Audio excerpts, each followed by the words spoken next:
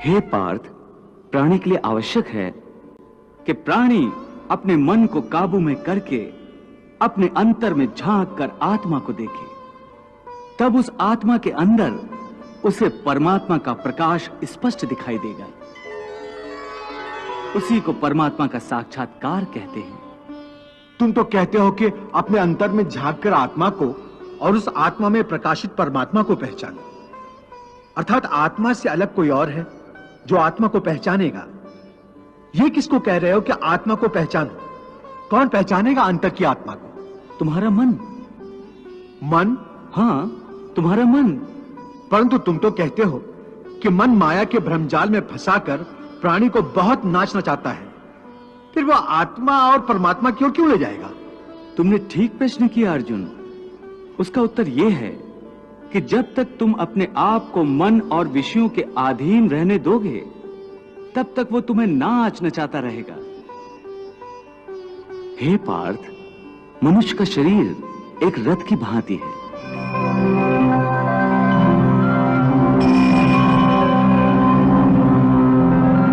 उस रथ के जो घोड़े हैं, उन्हें मनुष्य की इंद्रियां समझो, जैसे आंख,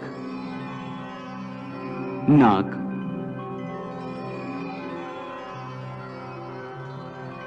कान, मुख, जीवा आदि। उन इंद्रियों को, घोड़ों को जो सारथी चलाता है, वो सारथी ही मन है।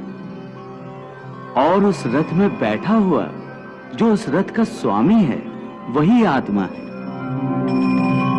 मनुष्य की इंद्रियां अपने विषयों की ओर आकर्षित होती रहती हैं।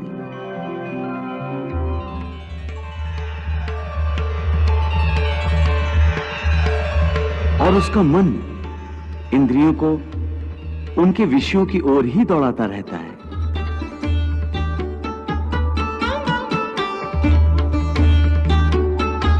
यह तभी तक हो सकता है जब तक जीवात्मा अपने मन को अपने काबू में ना लाए। जब तक मन काबू में नहीं आएगा, वो इंद्रियों को उनके विषयों की ओर ही दौड़ाता रहेगा। विषय उनको बुलाते हैं, इंद्रियां उनकी तरफ भागती हैं, और मन जीवात्मा की परवाह किए बगैर रथ को उस ओर लिए जाता है। परंतु जब तुम स्वयं मन के अधीन न रहकर मन को अपने अधीन कर लोगे, तो वही मन एक अच्छे सारथी की तरह तुम्हारे शरीर रूपी रथ को सीधे प्रभु के चरणों में ले जाएगा।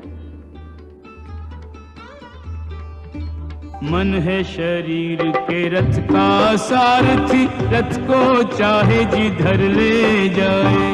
इंद्रियां हैं इस रथ के घोड़े, घोड़ों को विषयों की ओर भगाए। आत्मा और शरीर के मध्य में ये मन अपने खेल दिखाए। मन को वश में कर ले जो योगी, वो इसी रथ से मोक्ष को जाए। मन को वश में कर ले जो प्राणी, वो इसी रथ से अनंत को जाए। इसीलिए मैंने कहा था कि मनेव मनुष्यानाम कारण बंधन मोक्षेय। अर्थात यदि मन तुम्हारा स्वामी है और तुम उसके अधीन हो, तो वो तुम्हें माया के बंधन में जकड़ता रहेगा। और जब तुम मन पर काबू पालोगे और उसके स्वामी हो जाओगे, तो वही मन तुम्हें मोक्ष के द्वार तक ले जाएगा।